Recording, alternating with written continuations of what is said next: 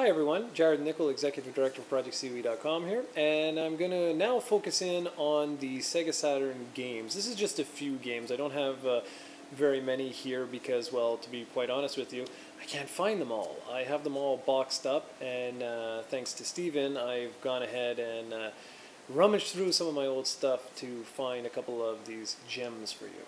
Okay, so let's just start off with well, I don't know, the one I showed before, the one that introduced the 3D controller, which is this one right here. That's Nights into Dreams. I'm sure you've all heard of this by now. This was quite the classic game back in its day. Doesn't hold up too well today, only because, like Steven would say, a lot of these early 3D games, they just, graphically, we've come so far that it is a little hard to go back. Only in terms of graphics, though. In terms of gameplay, this one is actually holds up surprisingly well and still quite a bit of fun.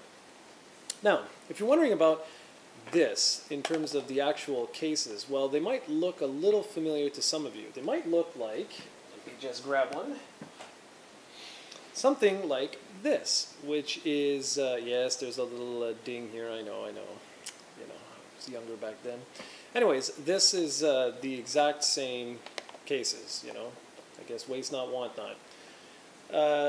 I always hated these things. I mean, I preferred them to boxes only in the sense that they were hard, and so, you know, you could open them up, and they had these, they had obviously the instructions, and they had these little fuzzy, I don't know, it looks almost like a sponge to protect the disc and to keep the book from bending. And of course, if you didn't do that, then you would end up something like this. See the way it's all bowed here?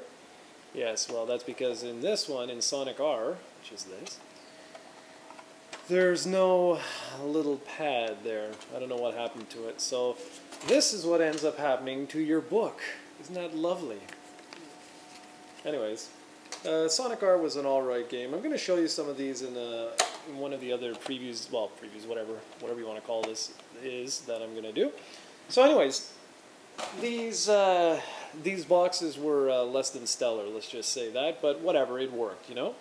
However, they weren't the only ones.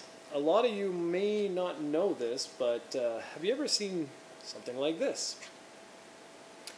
These were the original PlayStation boxes, and much like their Sega Saturn counterparts, they too had fuzzy little inserts, and the same idea, a big place for the instruction manual and whatever. So, look at this. Isn't this ridiculous? Thankfully, PlayStation would eventually transfer to these little boxes right here. If you've never played this game, this is actually quite a good game, Fear Effect. I'm not going to talk about that. It's a lot better than Battle Arena Toshiden, I'll tell you that. So, let's continue. So I showed you Nights. Like I said, I don't have too many Saturn games here that I could find, at least not good ones. I found a lot of crap stuff like Gen War and, I don't know, cheap garbage like that. Anyways, okay, so one of my personal favorites that I was able to find is this. Love this game. Shining the Holy Ark. Brilliant, brilliant game. If you ever have a chance of playing this, by all means do so. It's got a, I don't know, I found it feels very Dragon Quest-ish. It's a great RPG, and, well, if you want to see the back, I don't know why you would, but whatever. If you ever get a chance to pick this up, I strongly recommend you do. It's not too bad. I'd say it's about $50 if you go on eBay. Now, this one, some of you might know what this is. This is one of the rarest games you can find for the Sega Saturn, only because it was released quite late in the Saturn's lifetime. Now, I don't know if you can see that right. Let's see if I can get that. See what that is? That's right. It's a Sonic Team game. This was done by all the original guys behind Sonic, and you play as a futuristic firefighter.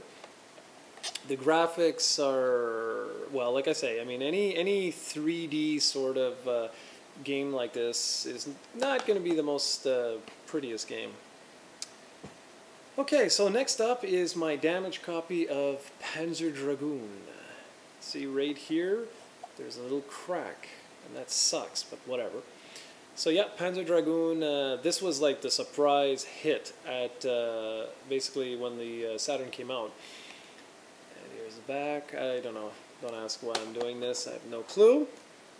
So Panzer Dragoon really introduced like sort of 3D onto Saturn fans, and it was one of actually big hits relative to the system's performance, at least in North America. Then it was followed up with the excellent Panzer Dragoon 2. I don't know how you pronounce it, Zwei, something like that. So yeah, this is another really good one. Okay, you all know that, and of course you all know that the rarest game that was released on the Sega Saturn, at least in North America, is Panzer Dragoon Saga. That is the one that people kill for. They call it like one of the greatest RPGs of all time, similar to Final Fantasy VII, and yeah, like nobody owns this, and blah blah blah blah. Well, believe it or not, that was one of the ones that I actually found. And as you can see, this is a pristine copy. I kept very good condition of this. And here's the back.